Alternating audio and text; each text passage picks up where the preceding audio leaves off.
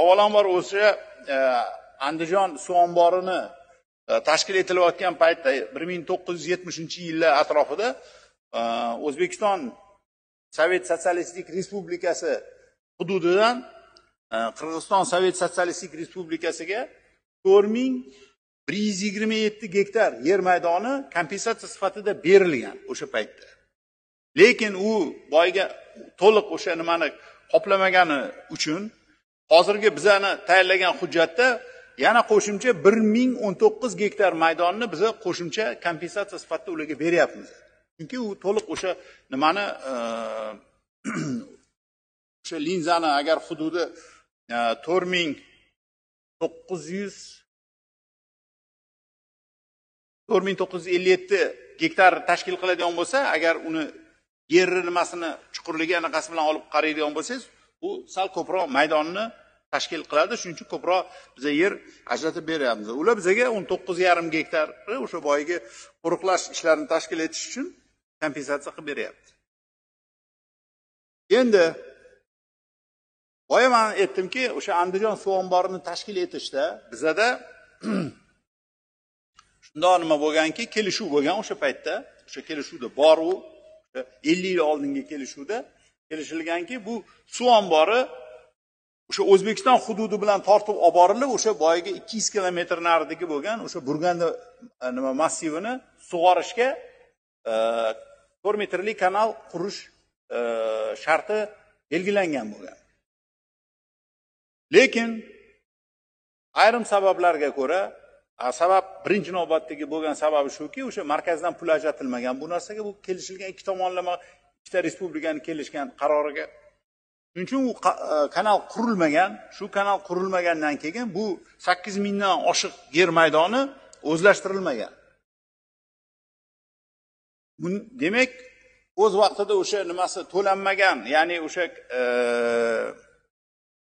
ham chap tomon kanal qurilmasligi oqibatida Qirg'iziston tomoni ololmagan foydasini qoplash masalasi uchun va kelajakdagi o'sha ololmaydigan foydasini qoplash uchun agar biz hozir buni agar quradigan bo'lsak, eng kamida 20 ta aholi punktini O'zbekiston hududida ko'chirishimiz kerak bo'ladi.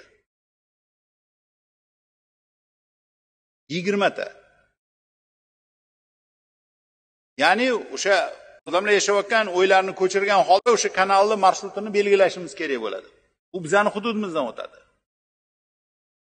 Uni ko'chirish masalalari, odamlarga noqulayliklarni keltirib chiqarish masalalari, ularni o'z o'rnida yana 2000 gektar sug'oriladigan yer maydonidan voz kechishimiz kerak bo'ladi. Chunki 200 kilometr yerni qo'riqlash zonasi boshqasi hamma inspektorskiy yo'llari bilan hammasi bilan qo'shib hisoblaganda u taxminan 2000 gektar yer maydonini oladi bizdan.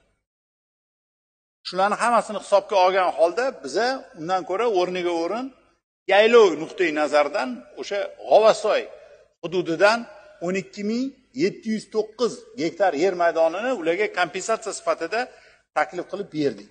Albatta ular ko'proq oladi, biza yo'q dedik. Tortishildi, boshqa qilindi, hammasi nima bilan mana shu raqamga kelib to'xtadik. Bundan tashqari men sizga aytdim, o'sha 10 ta aholi punktlarini o'sha almashish bo'yicha nimasida 429 gektar ular bizga beryapti va o'rniga o'rin o'sha 10 ta uchastkani almashish tashabbusi chiqqan bo'lgani uchun 290 gektar o'rniga o'rin bizga beryapmiz. Mana shu almashiladigan yer maydonlari. Maydonlarning orasidagi tafovut o'sha boyiga o'z vaqtida O'zbekiston tomonidan olingan majburiyatni bajarilmasligini kompensatsiyasi sifatida to'lanyapti. Biz endi uni pulga ham chaqib ko'rdik, pul nuqtai nazardan qiyin raqamlar chiqib ketdi.